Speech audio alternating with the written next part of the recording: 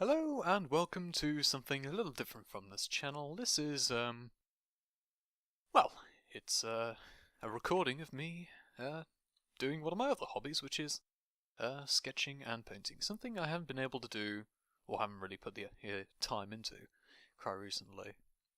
Partly because of other things that have been going on, like uni work, doing my Let's Plays, and also on account of just the other tidbits you have to do. That little bit there was just me trying to select the whole arm, and not knowing Krita very well, I did select by brush rather than select by area. So that's something I do learn later on, but whatever. So this is sort of a... I suppose if you ever seen like speed painting or like playing Gripes' Art Gripes series, it's something along the lines of that. It's just me doing the art that I do and then just talking about it. And I chose for this one something really quite simple, just a character design to an extent. It's Miria from the Claymore series, anime and manga. Pretty much my favourite character from that series, actually. So I decided to go with that because I liked the character, I liked her design, and particularly the clothes they wear after a certain point in the series, which I will not mention, because that's a bit spoilerific. But anyway, I like I like that design because it's not as bulky and crazy as some of the earlier like Claymore armor is.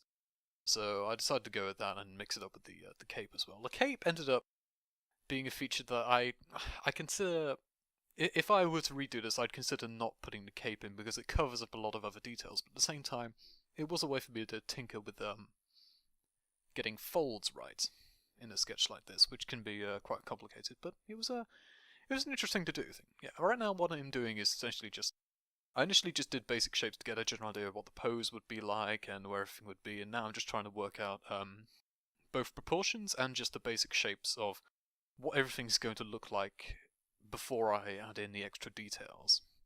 So I'm just moving things around, sketching in the different bits of the armor she wears, and just seeing how it all looks, and if anything looks wrong, just moving it to and fro, and doing a few scribbles here and there to correct it before giving a general overview.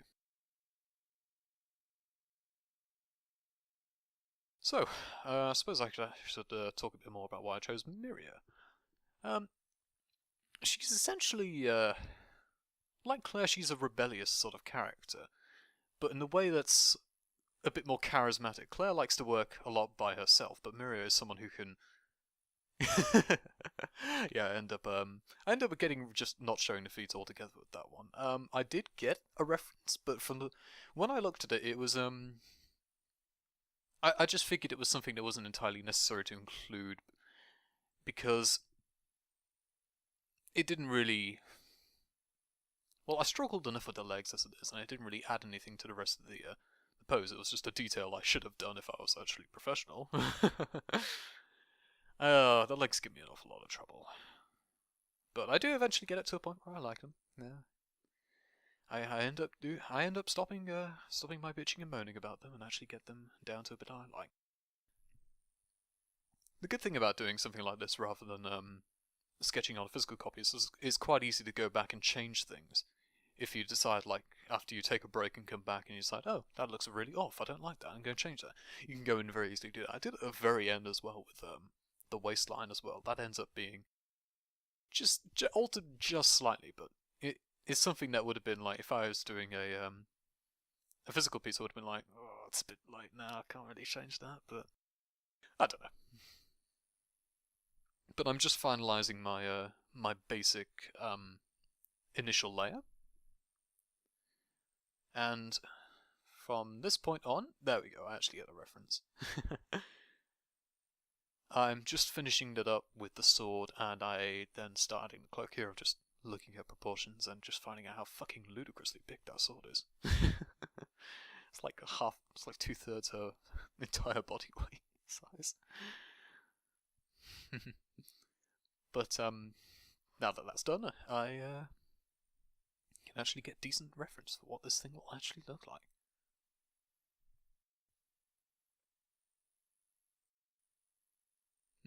Anyway, about the character, I just got a bit sidetracked.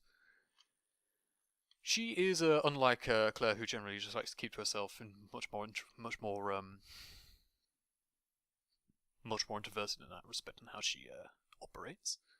Miria is a charismatic sort of leader of the Claymores de facto, and after quite about what'd it be like 2/3 way into the series, he ends up just sort of leading this big group of Claymores to do something spoilerific, which I'll not mention. The cross on her head, I think that I brought up the reference a bit earlier, and I'm probably going to bring it up a bit later when I work on the starting layer. She doesn't actually get those until quite a way in, but I put them in because I like them generally because it's distinctive for the character. It works for sort of emphasizing very visually that this is Miria, because otherwise the Claymores all kind of generally look the same, as you'll find out. The hairstyle as well. She has generally very messy hair, but I liked the sort of ponytail one you saw in the screen capped reference, which is the same one for the cloak. But I picked that one because it's messy in the same way that Miria's hair is usually messy, but it's also like brought back and tidied up into a ponytail, so it doesn't look all over the place, but it still looks like Miria, if you see what I mean. Because that's how the hair usually is normally to the right there. It's just a bit manic. But I have a soft spot for ponytails, so that's what I went and did. This is me starting the final layer, which I just adds a bit of the detail and the hard lines for the line work. Generally what the line work is for on a basic level is just getting the outline for a piece before you go and like add in the shading, add in the lighting, and everything else that comes with it. It's just to get the details in for what general shapes and curves are in will make up the figure or the building or whatever the hell it is you're doing. And here I'm trying to copy a circle so I can get the identical size. And Krisa was not happy with me doing that. No siree. So I end up just having to duplicate it.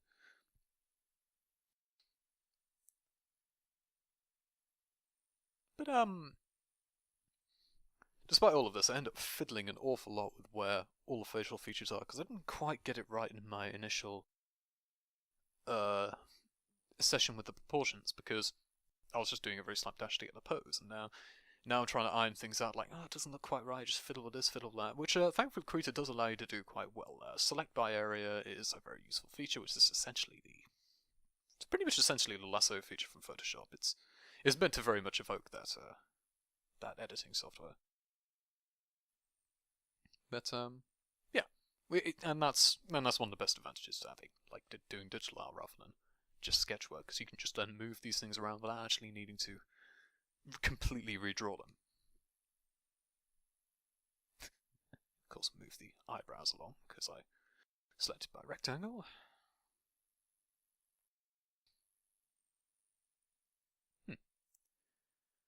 So yeah, I didn't struggle, thankfully, too much of the face as I did for the hands and legs. Hands are notoriously just awful to draw, but we'll get onto that later when you see me whinge and moan about that. Yes, indeed. But each one of the things I struggled with, I ended up really liking how I do it. Not how I did it, but I do like sort of struggling with something on a piece and then learning ways on how to do it and different ways of getting it right. It's one of the joys of doing sketching something and drawing or something like this, where it's something you're not terribly familiar with, and you have to think, okay, how am I going to approach this, and is there a better way of approaching it? And I had the Bloodborne OST while I was listening to it, which is a very fantastic OST.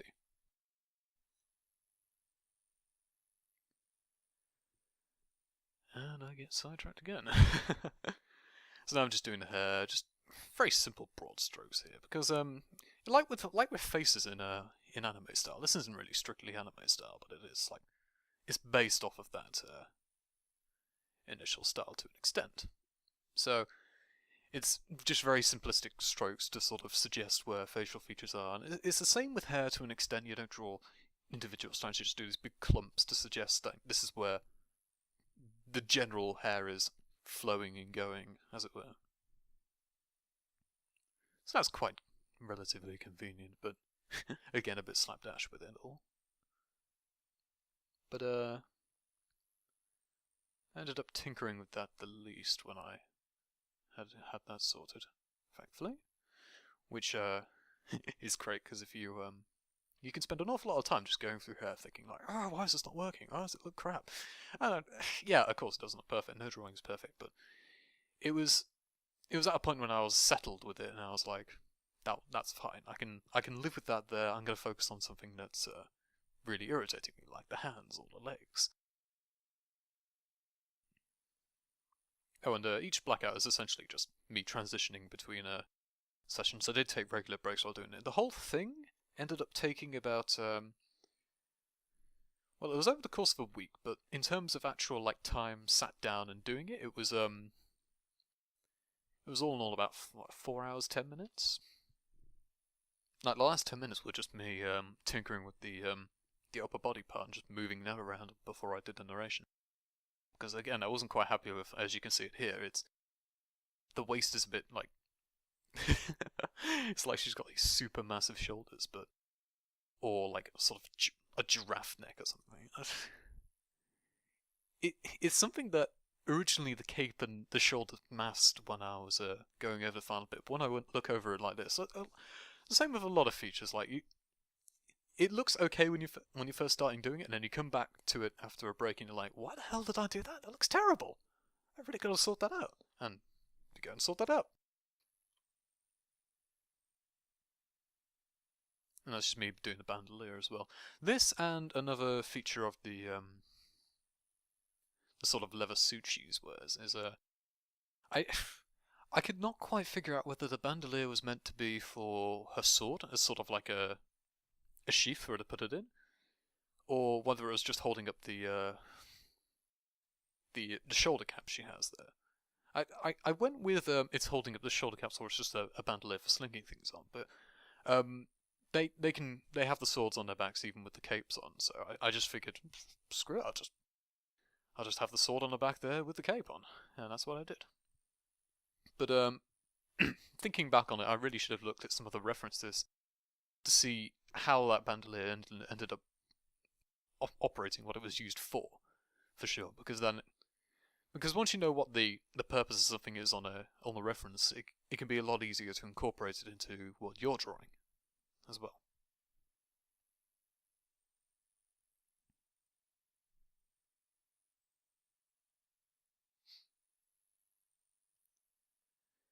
But this didn't really need much tinkering with, because that sort of leather suit is very tightly fitting and quite evidently a very thick material, so it didn't really need that much in the way of details or folds. It just needed to look solid and form-fitting. So it wasn't as much of a pain as the cloak was. Let's put it that way. But the cloak was much more interesting to do.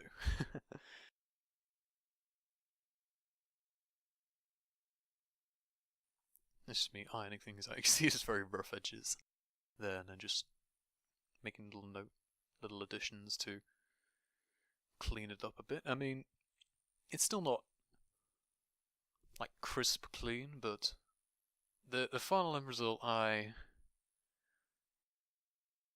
can't exactly say it's complete. I can't say like any drawing is really complete. There's always something you can change or do with it to improve upon it, as evident by me going in today and just saying like, the waist is wrong, I need to go and sort that out.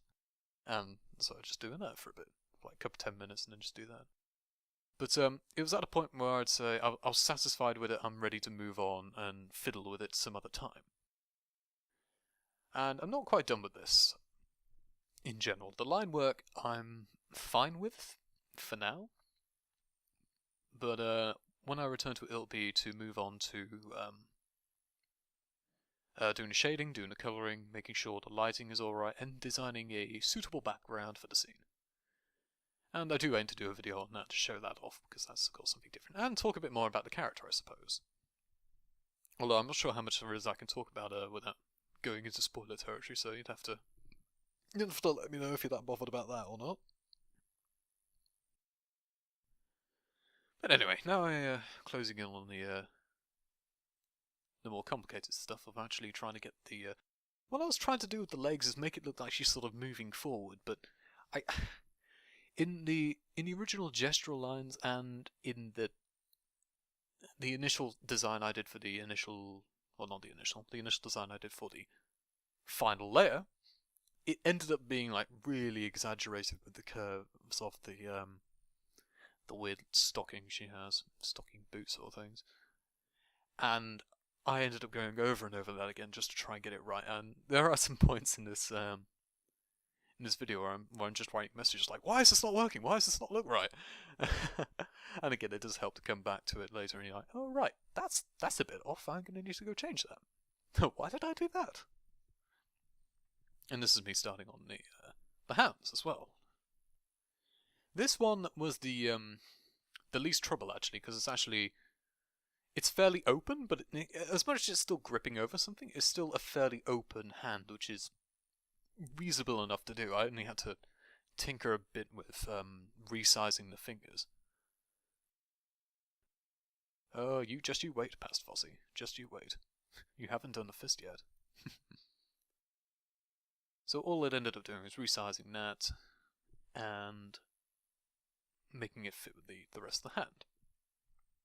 That one was a lot easier to do because I could just get like a toy sword or whatever and just do the sort of gesture myself to see how would this look, and just sort of working around on that and thinking, yeah, that looks okay. That looks reasonable.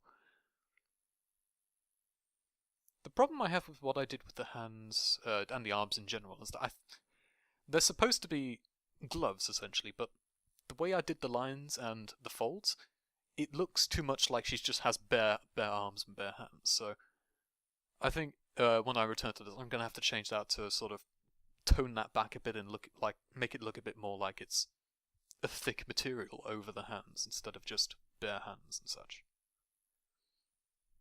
The first hand I drew here was fine.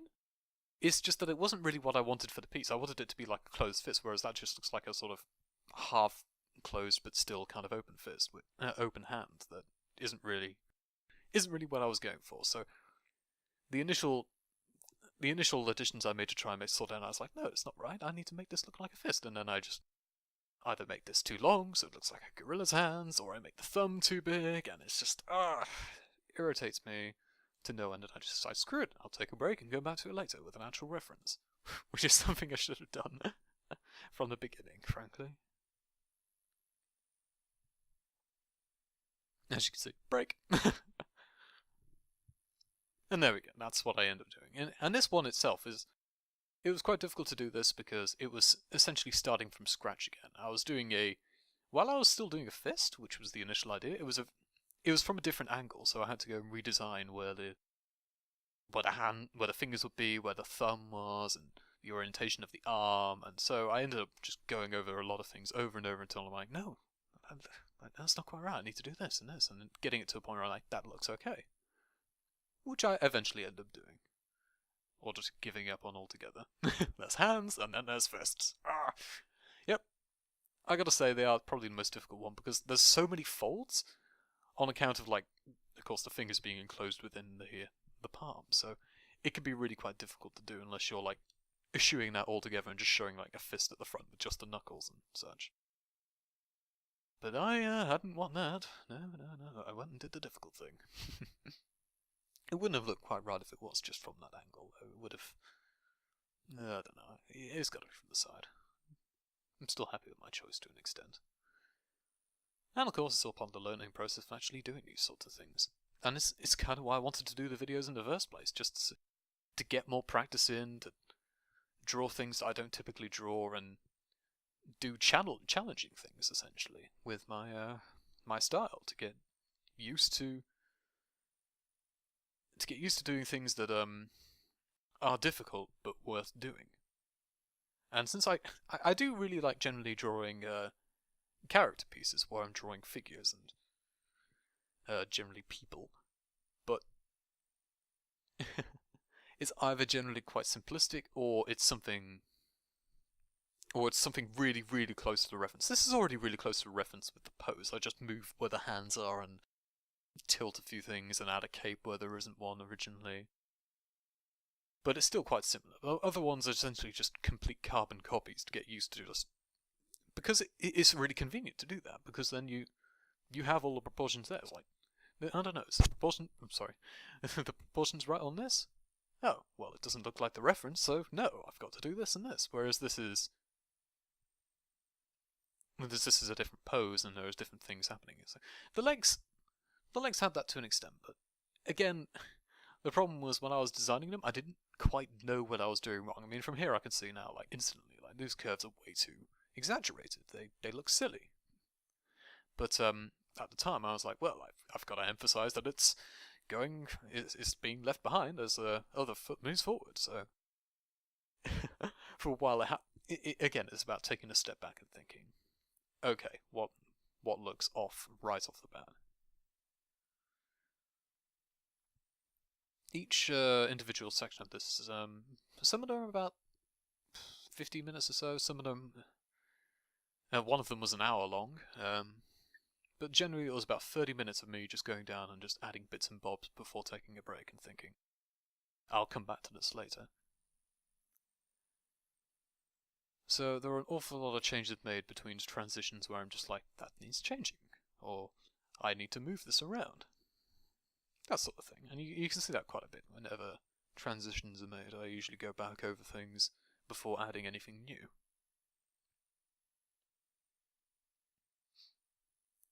So I suppose I should talk a bit more about the pose. As I said, Miria is sort of a de facto leader, so I wanted to sort of get this pose to sort of emphasize like she's sort of leading an army behind her, sort of leading a group. And generally the background will incorporate that in the future, but I wanted to get a pose where she's like getting a sword ready to pull out and go and wreck some Yoma ass or whatever particularly irritates her that day. And she's sort of leading a charge, as it were.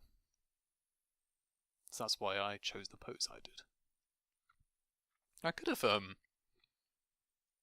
chosen some others, but essentially that was the one I had in mind at the time, and I was like, this is the one I want. This is the way I'm going to do it.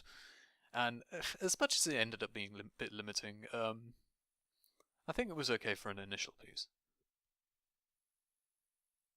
There's me finally figuring out that I can select by area, rather than just trying to select by brush and getting nowhere. And now I do the cape, which is also very interesting, because the cape is the loose-fitting part of the character's design, is where all the major folds are going to be, and where it gets a lot more complicated trying to emphasize a form underneath, because, of course, where the clothing rests, it's not going to be folding as much, but where it's being pulled, or where it's falling off and tapering off and clumping, as it were, that's where it starts to fold. And so I had to be frugal and clever with my scribbles, as it were, to emphasize it. The initial one is just getting an idea, like, there will be scribbles here, and they'll be somewhere around these parts, but then I go and refine them later to be a little less crap, shall we say. But even then, I think, again, it would have been a little bit better with some more references, but it turned out generally alright, I think. But the more I think about it, the more I think I should have taken the cape away, because it hides the sword behind it, and that's... Well, it's not an integral part to the character's design, it is an important part, and I just sort of add a token edge of the blade there underneath, which is normally just completely huge as hell. trying to like, how do I get this quite right with it? This part was very it was quite hard to do, because I needed it to work in conjunction with where the hilt was going angle-wise, but of course, because it's at that point there, quite far away from the rest of the piece, it's quite hard to get the details in on that section alone, while also making it correlate quite well with the rest of where the sword is. So, as much as I think I do an okay balance, I think it's still not quite exact. But hey, can you do? Just go over it over and over again until it is perfect. When you die, that is.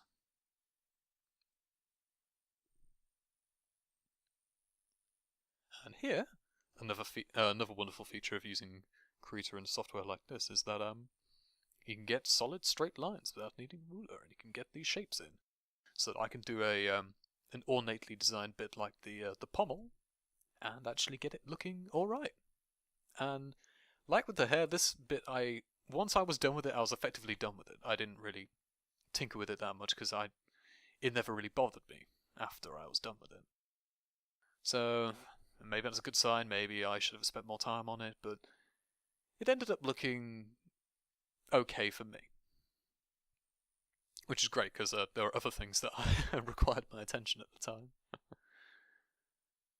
So I was initially doing squares and such, like, I need to get a diamond shape one. I just twizzle a cube over, and it's like, nope, that's not gonna work. But I eventually get this, and it's okay. Again, once I zoomed out, it was like, this looks alright, this looks suitable. So I left it alone. Might not think that when I return to it in another video, but hey.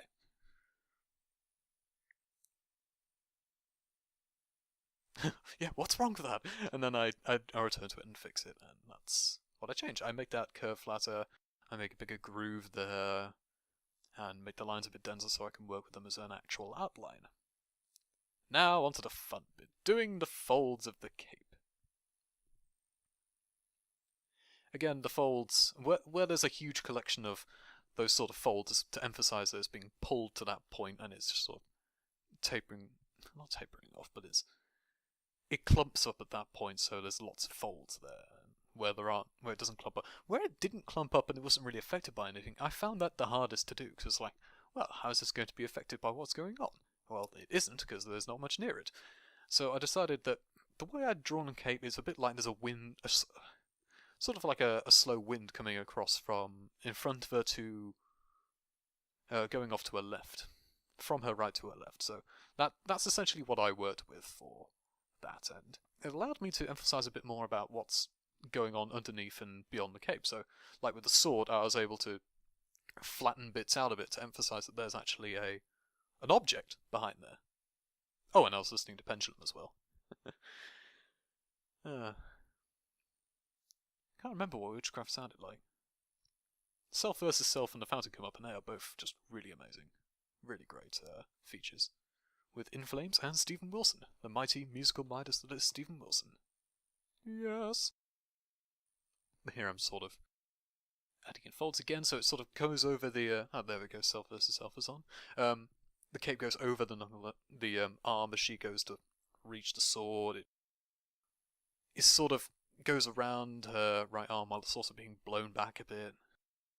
Sort of little details like that. I mean, when you're working on the... when I was working on those little folds on the actual cape, bottom part of the cape itself, I was like, oh, it just looks like scribbles and such. But again, it's kind of necessary to do those sort of lines to emphasize where it's going. And when it gets to the bigger picture, it doesn't look too bad. Again, I think I could have been... Yes, Stephen Wilson, hurrah!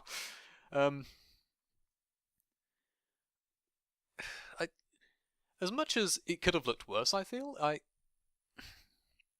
would have loved to get more cape references of the actual, like, of Miria actually wearing this cape, so I could actually see, like, where is it folding? How does it behave?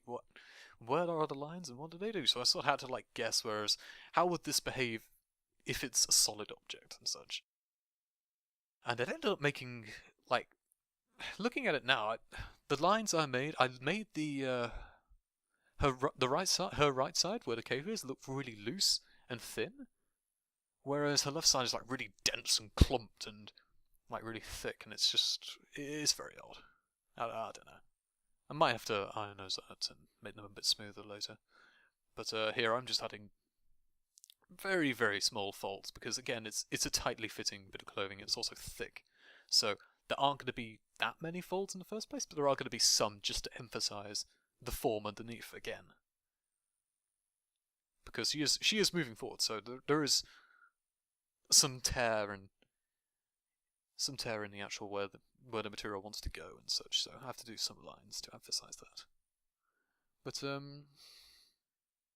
this is pretty much the final stage of it. I'm just moving things around, adding bits of extra detail, just thinking, does this work?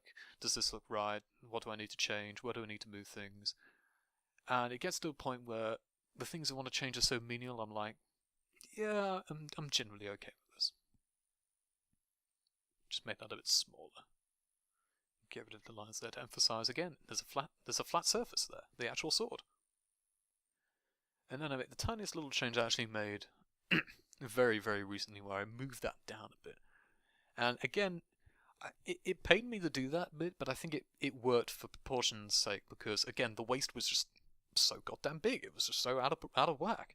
So I had to go and sort that out. But again, when you do that, it changes so much about how the cloth behaves, how the cape behaves. So I had to go back over the lines and make sure everything was working out. That side ended up not being too bad, because there wasn't too much interfering with it. There wasn't as much in the way. But the right hand side had, of course, the bandolier, so I had to go and shift that around, and also add lines and take lines away to emphasize that, hey, there's something underneath this which is getting in the way. Same with the breast as well. But